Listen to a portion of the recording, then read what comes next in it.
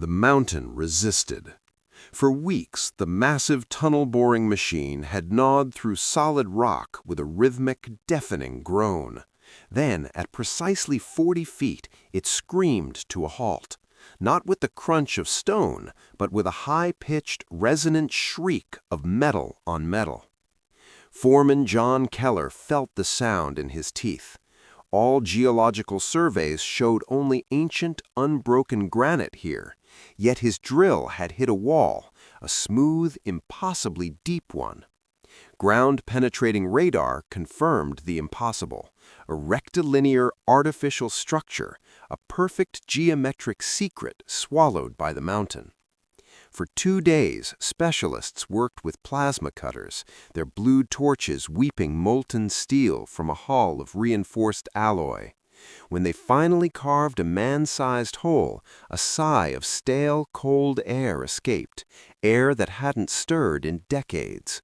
Armed with floodlights, John and his lead engineer crossed the threshold.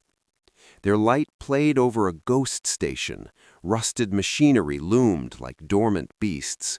Stacked crates stenciled with Cyrillic block letters formed skeletal pyramids. Dust lay thick as fallen snow. At the chamber's far end, a second door stood, heavier than the first, its surface scarred and pitted. With a crowbar and a heave, John forced the corroded locking mechanism. The door gave with a mournful shriek, opening just a crack. He aimed his light through the gap. The beam illuminated a frozen tableau. Slumped over control consoles, skeletal figures sat in the decomposed tatters of military uniforms, their postures speaking of a slow, quiet end. A film of dust covered everything, glinting in the light. On a small desk, a logbook lay open beside a dead man's hand. John didn't speak. He simply stepped back, sealed the door as best he could, and issued the order that shut down the entire multi-million-dollar project. The mountain's secret was not to be disturbed further. Historians and investigators later pieced together the chilling truth. They had found Volkov, a top-secret Soviet stay-behind bunker established in paranoid frenzy during the Cuban Missile Crisis of 1962 and erased from all official records. The final desperate entries in the recovered logbook told the story.